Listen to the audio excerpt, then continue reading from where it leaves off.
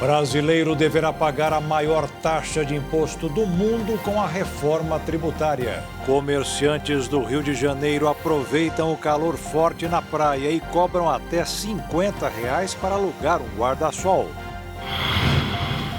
De 2 em 2 dias, a Polícia Federal abre um inquérito para investigar a compra de votos no Brasil. STF vai investigar se tentaram fechar o Supremo e promover a volta da ditadura com fake news. Estados Unidos, União Europeia e 10 países latino-americanos não aceitam a eleição de Nicolás Maduro na Venezuela e o governo brasileiro fica quieto. Partido Democrata dos Estados Unidos oficializou a candidatura de Kamala Harris para a presidência do país.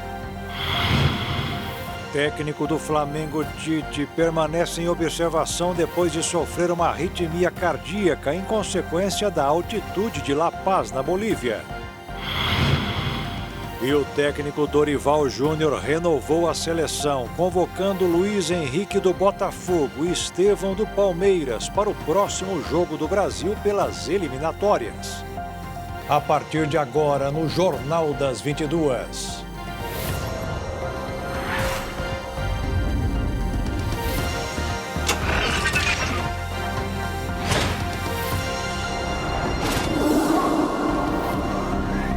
Olá, boa noite. O Supremo Tribunal Federal vai começar a investigar a suspeita de manobras para o fechamento do STF e a volta da ditadura no país. O instrumento para garantir os dois objetivos seriam as famosas e poderosas fake news. Os inquéritos das fake news e das milícias digitais têm o mesmo relator no STF, o ministro Alexandre de Moraes. No entanto, ministros da Suprema Corte sinalizaram ao Legislativo nos últimos dias que há acordo na Corte pelo fim dos dois processos, dezembro de 2024. No entanto, por entender que a investigação para apurar o caso de mensagens entre assessores de seu gabinete e ex-auxiliares do TSE, Tribunal Superior Eleitoral, está relacionada ao inquérito das fake news, Moraes também será o relator do novo processo aberto na segunda-feira e que ele retirou o sigilo nessa quinta-feira. Alexandre de Moraes relacionou o vazamento e a publicação de mensagens que expuseram ações fora do rito de seu gabinete a uma organização criminosa que teria o objetivo de desestabilizar instituições, fechar a corte e conseguir o retorno da ditadura. De acordo com a decisão que abre o inquérito, essa organização se daria em uma rede virtual de apoiadores que atuam de forma sistemática para criar ou compartilhar mensagens com o objetivo final de derrubar a estrutura democrática e o Estado de Direito no Brasil. Nessa quinta-feira, o ministro do STF determinou a apreensão do celular de seu ex-assessor Eduardo Tagliaferro para investigar o possível vazamento de mensagens compartilhadas entre ele e o juiz auxiliar do gabinete de Moraes, que foram reveladas pelo jornal Folha de São Paulo. Tagliaferro também depôs a Polícia Federal em São Paulo e, segundo a PF, se negou a entregar seu aparelho celular para a perícia. A defesa do ex-assessor, no entanto, nega a informação. Entregue em perfeitas condições, não acompanhou a sua lacração, tampouco quando foi devolvido a sua deslacração e, posteriormente, quando foi testar o telefone que foi apreendido, verificar se estava funcionando normalmente ou não, viu que não estava funcionando.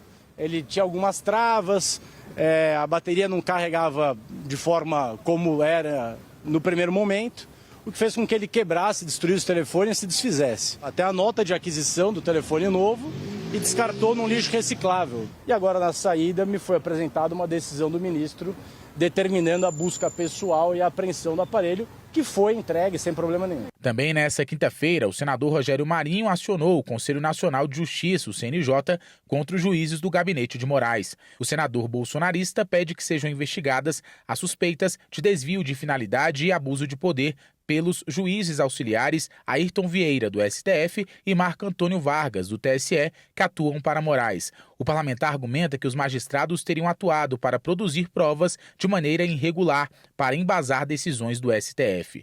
Agora cabe ao Conselho Nacional de Justiça analisar as denúncias envolvendo magistrados e decidir se abre ou não um procedimento disciplinar contra eles.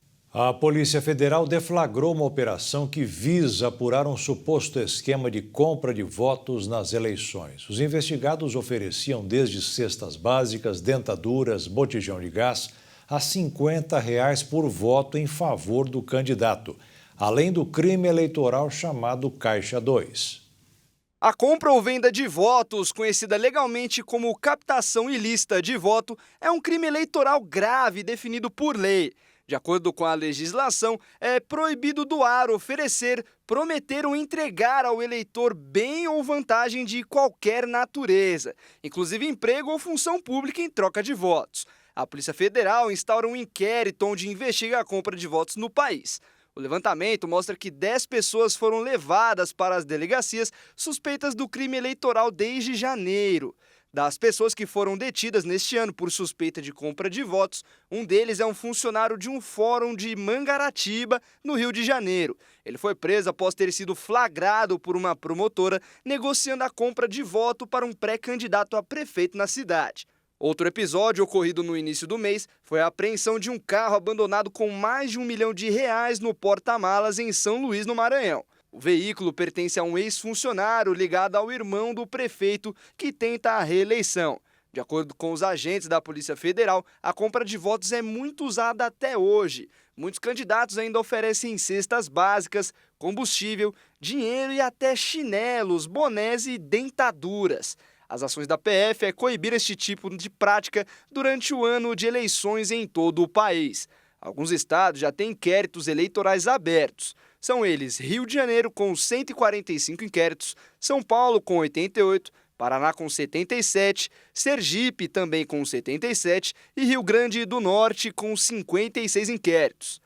Do dia 1 de janeiro até esse mês de agosto, ao todo, a Polícia Federal iniciou 1.061 investigações relacionadas a crimes eleitorais. Os principais tipos são inscrição fraudulenta de eleitores, Caixa 2, compra de votos, desvio de recursos e uso de documento falsificado. Apesar dos crimes praticados por candidatos ou seus representantes, a lei eleitoral ainda garante o mínimo de lisura e integridade do pleito, bem como a proteção da democracia. E hoje, em Belford Roxo, na Baixada Fluminense, no Rio, Sérgio Ascioli dos Santos, candidato a vereador, foi preso sob suspeita de comprar votos nas eleições municipais no ano de 2020. Uma operação do Ministério Público do Estado cumpriu 2 mandados de prisão e 3 de busca e apreensão. O candidato planejava um novo esquema para as eleições deste ano. E nas eleições do dia 6 de outubro vai acontecer um fato curioso. Em 149 municípios de todo o país, o eleitor vai ter apenas uma opção. O único candidato será o atual prefeito, que tentará a reeleição. A maioria fica em Minas Gerais, com 43 cidades, e no Rio Grande do Sul, com 41. Com a ausência de adversários, será preciso apenas um voto para se eleger. Se não conseguir, serão convocadas novas eleições. E como forma de obtenção de lucros, a maior organização criminosa de São Paulo agora atua no desvio de celulares roubados. Atualmente, o PCC tem o tráfico como sua principal fonte de renda, mas os aparelhos roubados contam com a ajuda do crime organizado para chegar ao exterior. Os celulares roubados na cidade de São Paulo e que chegam até o centro da capital, na região da Cracolândia, têm como ajuda a facção criminosa do PCC, primeiro comando da capital, no envio desses aparelhos para fora do Brasil, mais precisamente os países africanos. Os membros da organização criminosa não estariam envolvidos diretamente nos roubos, mas na operacionalização, como forma de obtenção de lucros.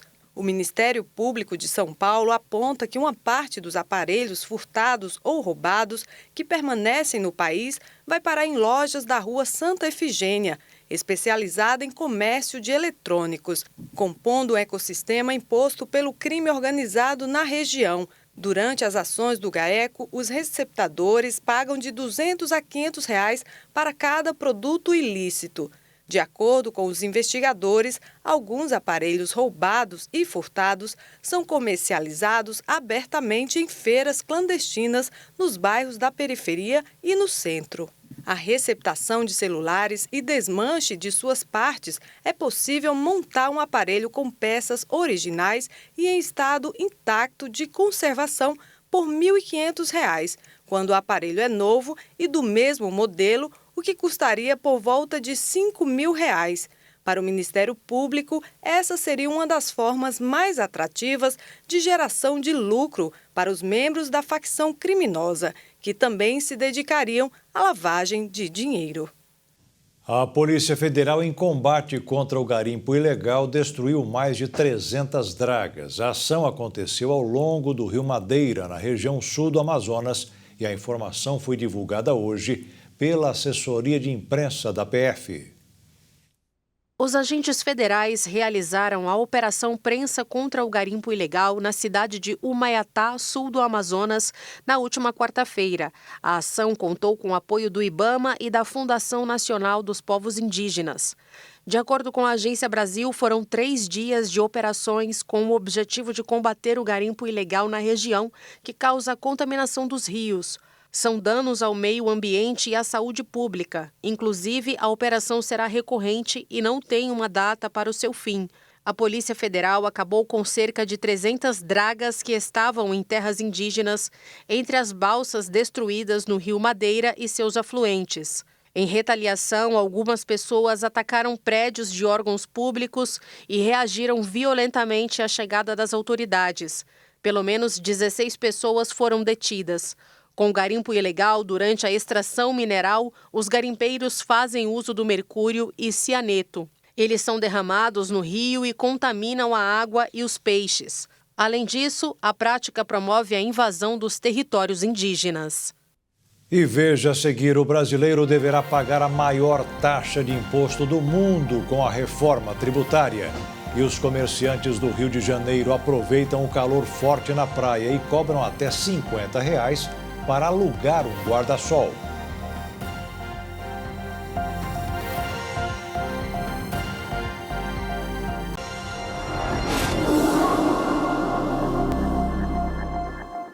O governo federal confirmou hoje que a reforma tributária vai resultar em um imposto de quase 28%, o mais alto do mundo.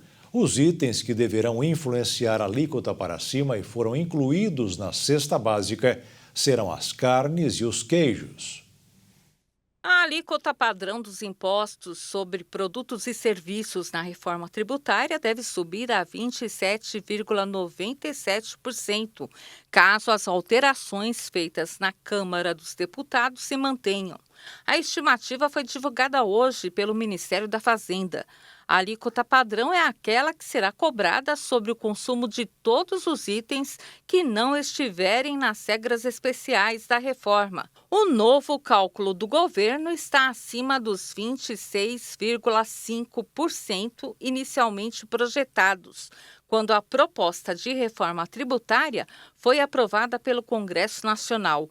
Os produtos incluídos nas exceções, no entanto, também podem ficar mais caros, porque se o imposto geral sobe, o específico sobe junto. Como o governo precisa de um certo nível de arrecadação para pagar seus custos e investir, a matemática é simples. Quanto maior o número de exceções, produtos com imposto reduzido, maior tem que ser a alíquota padrão para manter a arrecadação equilibrada. Entre os itens que mais pesam para o aumento do tributo estão a inclusão de carnes e queijos na cesta básica, a ampliação da alíquota reduzida em 60% para todos os medicamentos e o aumento de benefício tributário ao mercado imobiliário. Apesar da iniciativa para diminuir a alíquota padrão de IVA, os senadores terão de lidar com pressão de setores querendo mais benefícios. Caso a nova projeção se confirme, o Brasil terá o imposto mais alto do mundo, segundo o ranking da Tax Audition.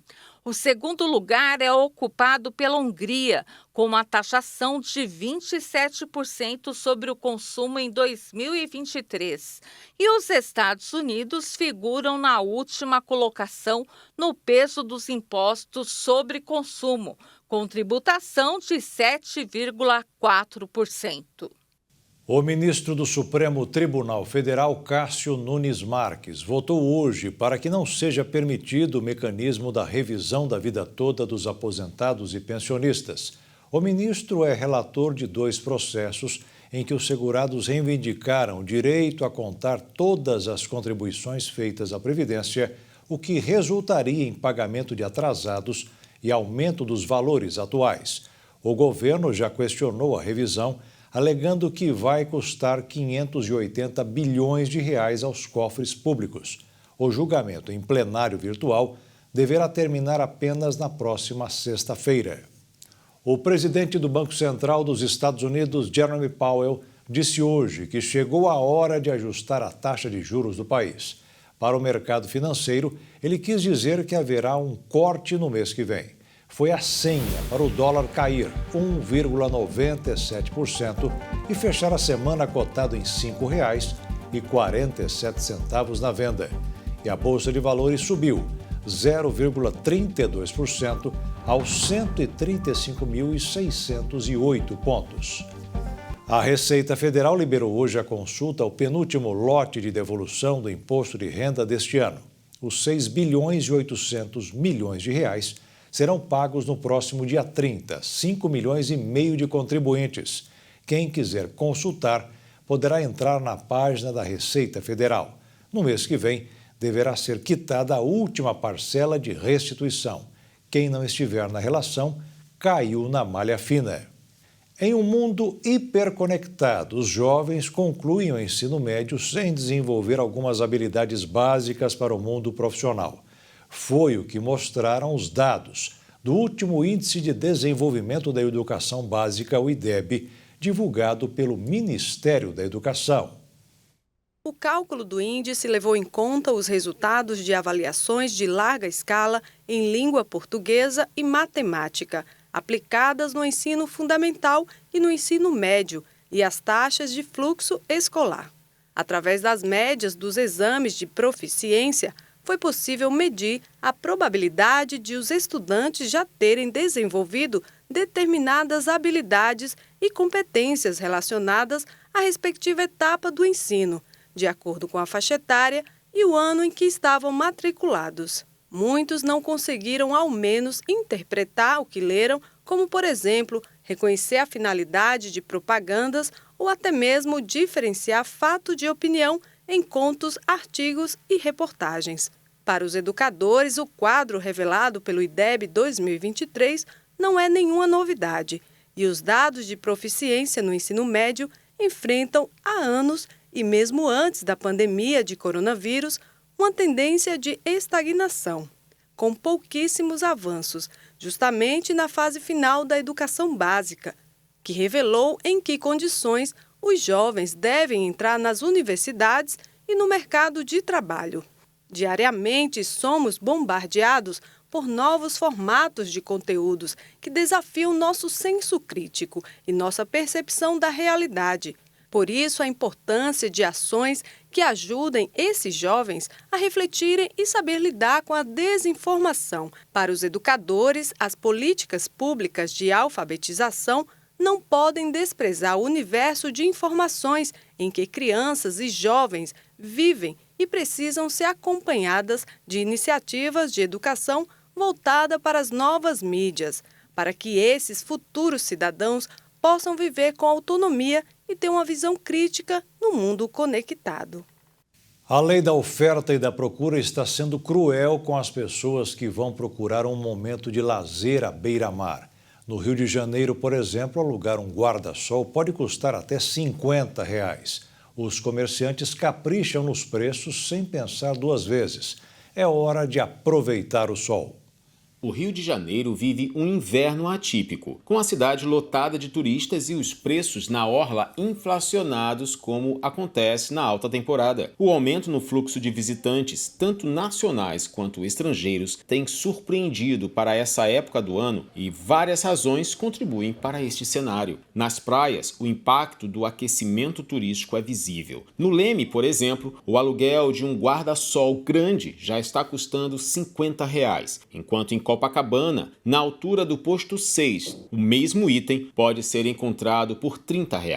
A percepção da inflação na praia varia conforme a perspectiva de quem é perguntado e dos locais mais frequentados. A escadaria Selarón, um dos pontos turísticos mais icônicos da cidade, também reflete esse aumento nos preços. Turistas que param apenas para tirar fotos na base da escadaria pagam R$ 5,00 por uma garrafinha de água, enquanto no topo, onde há menos movimento, o mesmo valor compra 2 unidades.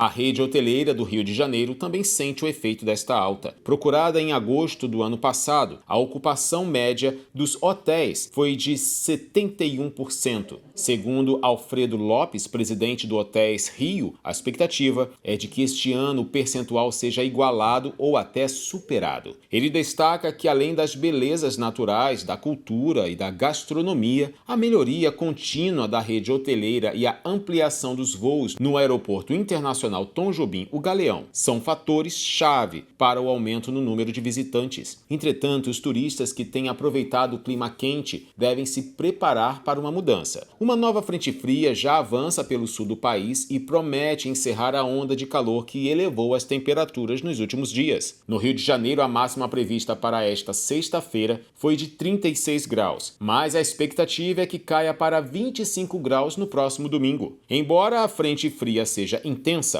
os meteorologistas indicam que ela será menos severa, daquela que ocorreu na primeira quinzena de agosto, que bateu recordes de frio em várias capitais.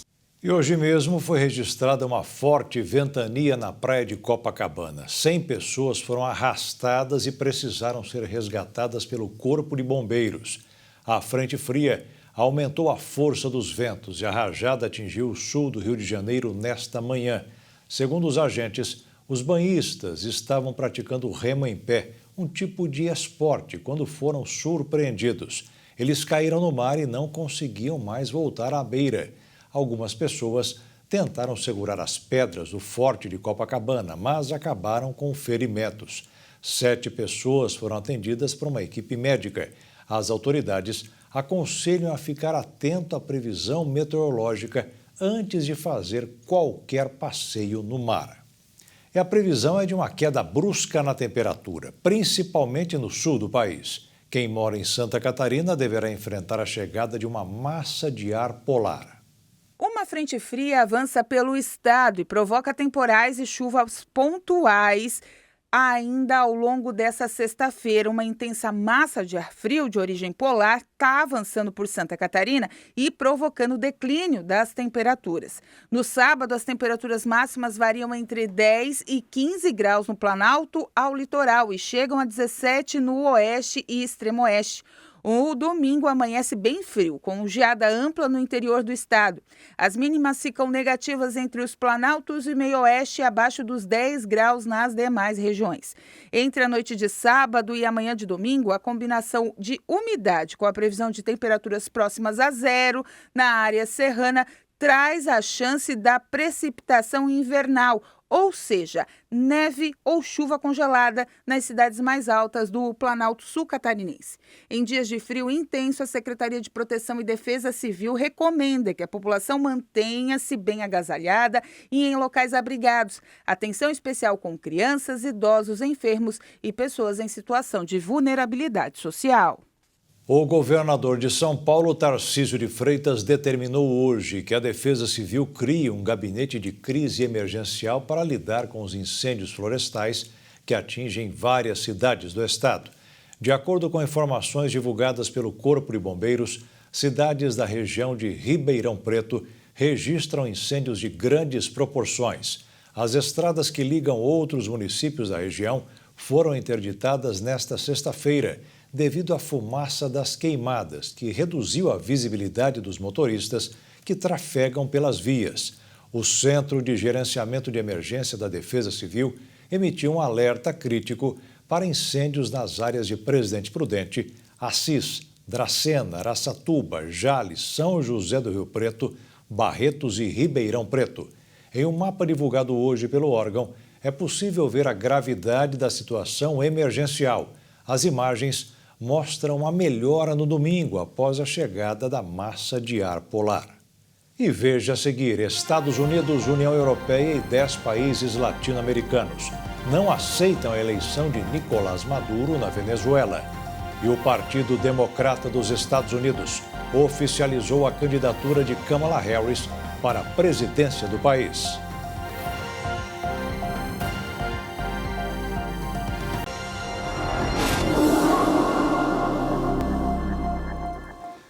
A vice-presidente Kamala Harris aceitou a nomeação para disputar a presidência dos Estados Unidos.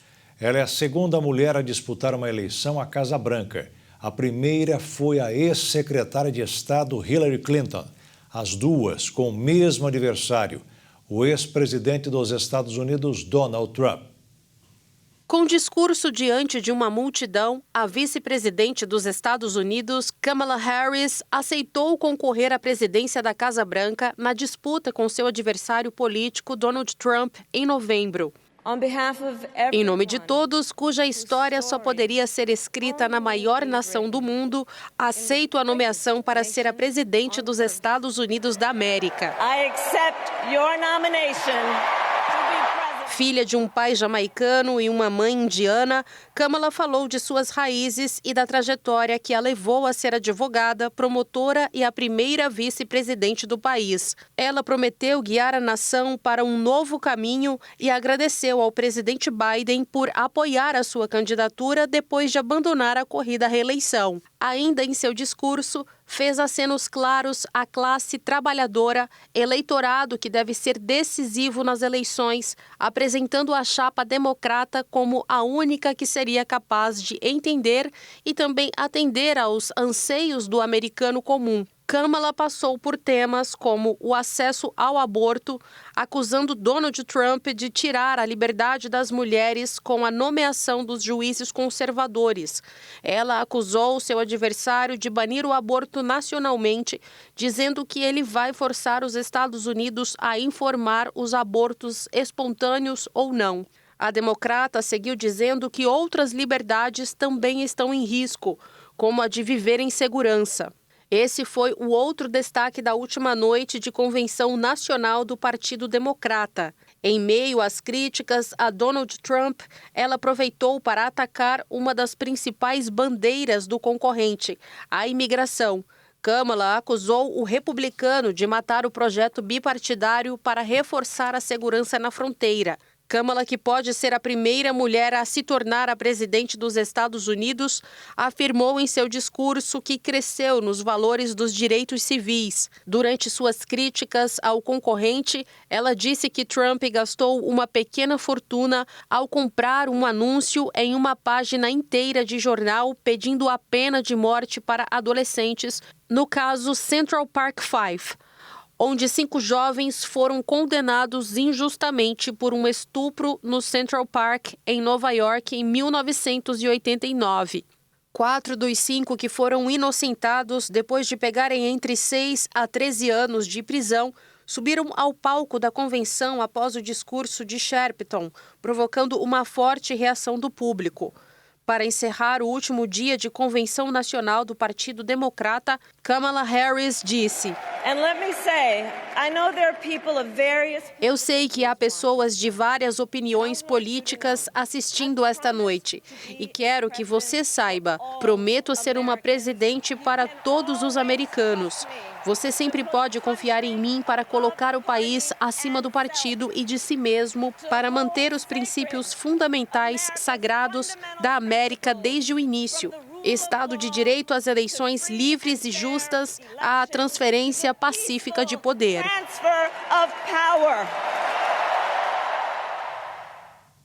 A Polícia Federal descobriu um esquema de migração criminosa em Minas Gerais. As investigações apontam que mais de 300 brasileiros foram enviados para os Estados Unidos ilegalmente. A Polícia Federal deflagrou uma operação contra um grupo criminoso que realizava migração ilegal e tráfico de pessoas no município de Governador Valadares, em Minas Gerais. De acordo com a apuração feita pelos agentes, foram 327 brasileiros enviados de forma ilegal para os Estados Unidos. Destes, 101 eram menores de idade. O esquema era conhecido como Caicai e eles faziam a imigração por meio de rotas pelo México. O grupo é acusado acusado pelos crimes de associação criminosa e promoção de migração ilegal. Ao todo, a PF cumpriu 8 mandados de busca e apreensão e 6 de prisão, sendo 2 preventivas e 4 temporárias. Todos os mandados foram expedidos pelo juiz da Primeira Vara da Justiça Federal do município mineiro e alcançaram também as cidades de Frei Inocêncio, Sapucaia de Guanhães, Central de Minas e Jampruca. A Justiça Federal do Estado também decidiu bloquear 35 milhões de reais dos acusados e, em caso de condenação, a pena deles poderá chegar a 14 anos. O governo do Brasil decidiu agora há pouco rejeitar a posição dos Estados Unidos, da União Europeia e mais 10 países da América Latina que não aceitam a decisão da Suprema Corte da Venezuela, que referendou a vitória de Nicolás Maduro nas eleições para a presidência do país. O Brasil insiste no diálogo através do ministro das Relações Exteriores. Ele está em viagem às Filipinas e aproveitou para começar a articular com o chanceler colombiano Luiz Murilo uma reação à decisão do Supremo venezuelano, que então não divulgou ali atas da suposta vitória de Nicolás Maduro. Brasil e Colômbia, a gente lembra, né, vem cobrando então transparência no processo eleitoral. Como esperado, o Tribunal Supremo de Justiça, a máxima corte da Venezuela, chancelou a contestada, né, reeleição de Maduro em decisão ali proferida nessa quinta-feira, exatos 25 dias após a eleição presidencial de 28 de julho. A corte pediu então ao Poder Eleitoral que publique ali os resultados no Diário Oficial. Segundo então essas cifras, que não estão ali detalhadas, né, Maduro venceu com quase 52% dos votos. A decisão responde a um pedido feito por Maduro há 3 semanas em meio a dúvidas ali sobre sua reeleição, quando seu principal rival, Edmundo González, então representante da líder, né, da oposição inabilitada Maria Corina Machado, denunciou fraude. O Palácio do Planalto avalia o seguinte, né, os próximos passos, incluindo inclusive a divulgação de uma nota. No entanto, pelo menos até este momento, não há instrução do presidente Lula para uma mudança de estratégia. Recentemente, né, o próprio Lula chegou a comentar ali em uma reunião ministerial que a saída poderia ser justamente uma nova reeleição. A ideia apresentada ao presidente de maneira informal e embrionária, então, pelo assessor para assuntos internacionais do Palácio do Planalto, Celso Amorim, foi ali rechaçada, né, tanto por Maduro quanto também pela própria oposição. Além disso, né, o líder da diplomacia na União Europeia, Josep Borrell, disse nesta sexta-feira o seguinte, que o bloco europeu não vai reconhecer a vitória do presidente da Venezuela. O líder da diplomacia europeia, então, disse o seguinte, que os 27 Estados-membros que formam a União Europeia estão tentando definir uma posição sobre o assunto, para que um acordo, então, seja firmado no Conselho de Ministros de Relações Exteriores da próxima semana, né? Com a omissão, então, das entidades eleitorais venezuelanas em apresentar os detalhes ali da eleição presidencial do país, a oposição realizou esforço paralelo para reunir mais de 80% das atas eleitorais do pleito. E segundo, então, esses dados divulgados, o vencedor da eleição foi justamente o opositor, né, Edmundo González. Voltamos a falar sobre estiagem, que aumenta o consumo de água. O consumo consciente é a melhor solução para evitar o desabastecimento. As autoridades orientam não lavar calçadas com a água da torneira, e sim fazer o reuso do que foi usado para lavar roupa, por exemplo. Com o calor que tem feito, só de olhar para essa água dá uma sensação de frescor. Mas não dá para ficar gastando à toa. Quando a gente olha para a água, assim, por exemplo, dá para se associar à tecnologia? Isso acontece aqui em Campo Grande. Direto de uma central super tecnológica, tudo pode ser controlado de forma remota. É por essas telas que toda a água que circula em Campo Grande é comandada. A câmera, por exemplo, está focada o tempo todo no reservatório Guariroba. Aqui você tem o monitoramento, né, de todo o processo de produção de água, né, e distribuição, além ali da coleta e do tratamento do esgoto. Aqui no CCO a gente monitora, né, os níveis dos reservatórios da cidade. Então hoje são mais de 100 reservatórios espalhados aí pelo bairro, pelos bairros de Campo Grande, e isso é importante para monitorar ali essa água que está chegando ao bairro, né? Então aqui é feito todo esse trabalho. Fora acionamento de bombas, de poços, acionamento das captações, isso tudo é realizado de forma remota. Mas e com tanta tecnologia e num período atípico, a gente quer saber, Campo Grande corre o risco de enfrentar uma escassez hídrica? De forma nenhuma, Campo Grande está muito bem preparada para enfrentar esse ano muito atípico, de mudanças climáticas aqui no nosso estado.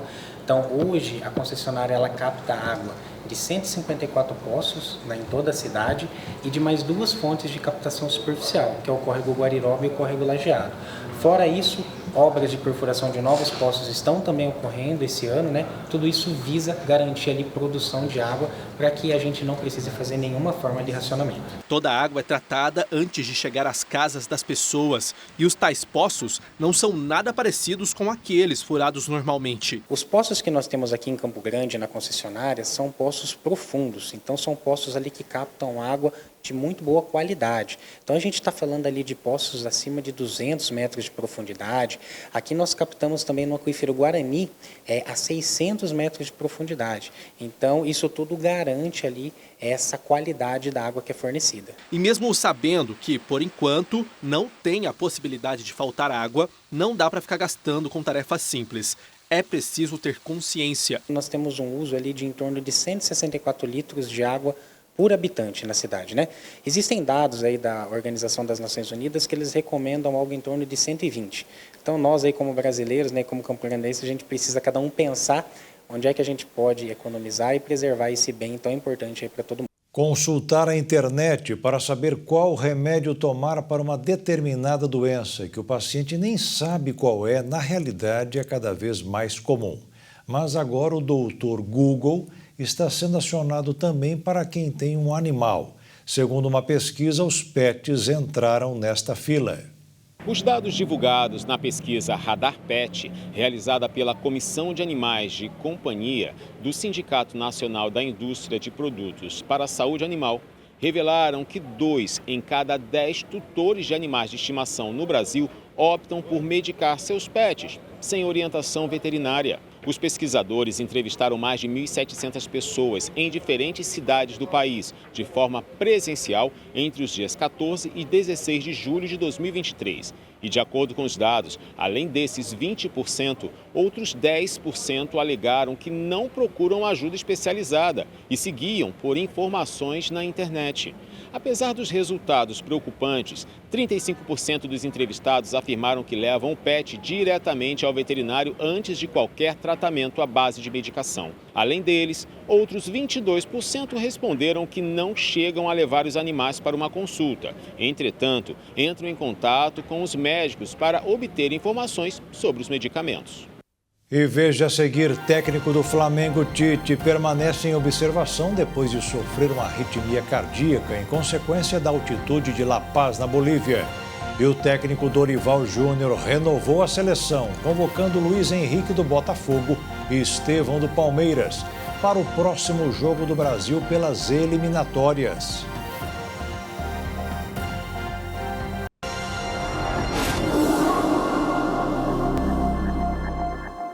E com esta gangorra do tempo, os casos de Covid e rinovírus aumentaram o número de internações por síndrome respiratória aguda grave em alguns estados brasileiros.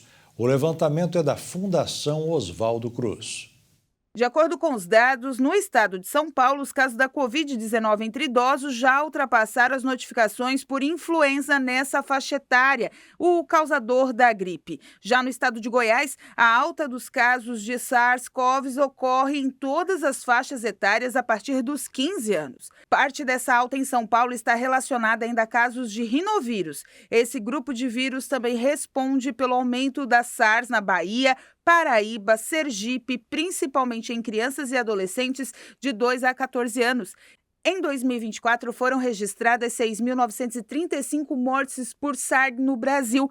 Dessas, 3.656 resultaram positivo para algum vírus respiratório, sendo 51,5% por SARS-CoV-2 ou Covid-19, 30,4% por influenza A e 10,3% pelo vírus sincicial respiratório e 0,7% por influenza B. Os casos de influenza mantém uma tendência de queda maior em parte do território nacional, mas a influenza B deve aumentar nas próximas semanas. O Sistema Único de Saúde oferece a vacina trivalente contra a gripe, que protege contra 3 cepas do vírus influenza, 2 da influenza A, H1N1 e H3N2 e uma do tipo B. Na rede particular, a vacina é quadrivalente, que protege contra 2 cepas da influenza tipo A, H1N1, H3N2 e 2 do tipo B. Finalmente, a Prefeitura de Olinda, em Pernambuco, marcou uma consulta para Valdir Cândido Duarte, de 66 anos de idade. 2 anos atrás, ele foi encaminhado para um neurologista porque sofreu um AVC. A resposta demorou um pouco, foram 2 anos. Agora que a consulta foi liberada, não é mais necessária. Ele morreu. A Prefeitura de Olinda reconheceu falhas no sistema de integração de informações e garantiu que vai fazer o possível para que casos como esse não voltem a acontecer. As autoridades de saúde dos Estados Unidos autorizaram na quinta-feira uma versão atualizada das vacinas contra Covid das empresas farmacêuticas Pfizer e Moderna. A nova fórmula irá permitir uma melhor resposta imune contra as variantes que circulam atualmente, reduzindo o risco de hospitalização ou morte. As vacinas estarão disponíveis para serem administradas a partir dos 6 meses de idade. Em caso de vacinação recente, será necessário esperar pelo menos 2 meses para receber a dose de reforço. Os casos de Covid aumentaram nos Estados Unidos desde junho, e o país já se prepara para a temporada epidêmica de inverno. As fabricantes Pfizer e Moderna garantem que suas vacinas estarão disponíveis nas farmácias e hospitais americanos nos próximos dias. Os Estados Unidos realizam uma campanha anual de vacinação contra a Covid, assim como fazem para a gripe, mas apenas 22,5% dos adultos e 14% das crianças receberam a dose da vacina atualizada para a temporada 2023-2024, de acordo com dados do Centro de Controle e Prevenção de Doenças do país. O governo do Mato Grosso do Sul confirmou até o momento 8 casos de Mpox, doença declarada como emergência global pela Organização Mundial da Saúde. As autoridades de saúde estão em alerta. A Mpox, também conhecida como varíola dos macacos, recentemente classificada como emergência de saúde pública global, acende sinal de alerta em todo o país. Em Mato Grosso do Sul, não é diferente. Nós tivemos bastante casos em 2022. Em 2023, os casos diminuíram sensivelmente. E agora, em 2024, a gente ainda tem circulação viral da cepa 2, que não é a cepa anunciada pela Organização Mundial de Saúde como emergência global no momento. Mas nós temos ainda no Brasil, em Mato Grosso do Sul, circulação viral da cepa 2. Da cepa 1, com a mutação do clado 1B, ainda não. A doença é causada pelo vírus Monkeypox e é transmitida de pessoa para pessoa. Os principais sintomas são erupções cutâneas e lesões na pele. Qualquer indivíduo que tenha contato com um positivo, ele está sob risco, né? Mas o que a gente tem percebido é que a maioria das infecções se deram através da exposição sexual. Mas essa não é a única forma de contaminação.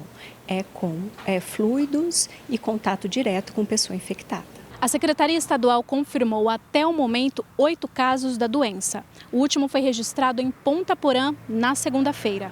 O paciente está sendo monitorado e segue em isolamento. A SES faz recomendações de prevenção da doença viral. É muito importante que a pessoa que esteja com suspeita de monkeypox, ela faça o isolamento para quebrar a cadeia de transmissão. O técnico Tite passa a noite em observação depois de sofrer uma arritmia cardíaca provocada pela altitude de La Paz, na Bolívia, onde o Flamengo perdeu do Bolívar por 1-0, mas vai continuar na Libertadores. Com o retorno do time ao Rio de Janeiro, o técnico foi encaminhado para o hospital Copa Star e realizou exames que confirmaram uma fibrilação atrial sem necessidade de intervenção cirúrgica. De acordo com o clube, ele está lúcido e estável, mas permanecerá internado para a reversão do quadro através de medicamentos. A fibrilação atrial acontece quando o coração tem seus batimentos acelerados e passa a bater em ritmo irregular. A condição atinge os átrios, fazendo com que se contraiam sem compasso. O Flamengo perdeu por 1-0 para o Bolívar, mas se classificou para as quartas de final da Libertadores. A equipe brasileira vai encarar o Peñarol do Uruguai. A arritmia cardíaca ocorre quando as batidas do coração se tornam irregulares mais rápidas, no caso das taquicardias, ou mais lentas do que deveriam, nas bradicardias. De acordo com informações do site do Hospital Albert Einstein, a mudança no ritmo dos batimentos cardíacos pode ser explicada por uma série de possíveis causas. Dentre elas estão problemas anteriores no músculo do coração, doenças nas válvulas do órgão, medicamentos, ou por condições como disfunção da tireoide, anemia, desidratação, infecções, estresse, atividade física e ansiedade. O tipo mais comum de arritmia cardíaca é a fibrilação atrial, que provoca irregularidades nos batimentos cardíacos. A fibrilação atrial faz com que o coração dilate. Com o novo tamanho, o órgão entra no processo chamado de remodelamento, alteração anatômica e elétrica, que torna mais difícil o controle da arritmia. A seleção brasileira está passando por uma renovação. O técnico Dorival Júnior convocou Luiz Guilherme do Botafogo e Estevão do Palmeiras para o próximo jogo das eliminatórias contra o Paraguai. Mas Dorival fez questão de deixar bem claro: ele não desistiu de Neymar. Lesionado durante o jogo do Brasil contra o Uruguai pelas eliminatórias da Copa do Mundo em outubro de 2023, Neymar passou por cirurgia no joelho esquerdo e está em fase final de recuperação. O atacante já começou a fazer atividades no gramado, mas não tem uma data determinada para voltar a atuar. A contusão do craque brasileiro aconteceu pouco depois da sua chegada no Al Hilal. Pelo clube da Arábia Saudita, disputou apenas 5 partidas e fez um gol, além de ter contribuído com 2 assistências. No início de julho, o atacante de 32 anos esteve nos Estados Unidos acompanhando os jogos do Brasil na Copa América, torneio no qual o Brasil foi eliminado precocemente pelo Uruguai nas quartas de final. Sem Neymar, o Brasil enfrenta o Equador às 22 horas no Couto Pereira, em 6 de setembro. 4 dias depois, encara o Paraguai no Defensores del Cacho, em Assunção, às 21h30. A seleção brasileira ocupa o 6º lugar das eliminatórias, com 7 pontos, na última colocação que dá vaga direta à Copa dos Estados Unidos, Canadá e México. O Equador é o 5º com 8 e o Paraguai o 8º com 5. Foram convocados os goleiros Alisson do Liverpool, Bento do Al Nassr e Ederson do Manchester City. Os laterais Danilo do Juventus, Ian Couto do Borussia Dortmund, Guilherme Arana do Atlético Mineiro e Wendel do Porto. Os zagueiros Beraldo do PSG, Éder Militão do Real Madrid, Gabriel Magalhães do Arsenal e Marquinhos do PSG. Os meio-campistas André do Fluminense, Bruno Guimarães do Newcastle, Gerson do Flamengo, João Gomes do Wolverhampton, Lucas Paquetá do West Ham e Rodrigo do Real Madrid. Os atacantes Endrick do Real Madrid, Estevão do Palmeiras, Luiz Henrique do Botafogo, Pedro do Flamengo, Savinho do Manchester City e Vinícius Júnior do Real Madrid. E o Jornal das 22 termina aqui. Uma boa noite para você, aproveite bem o final de semana e fique na paz. Tchau.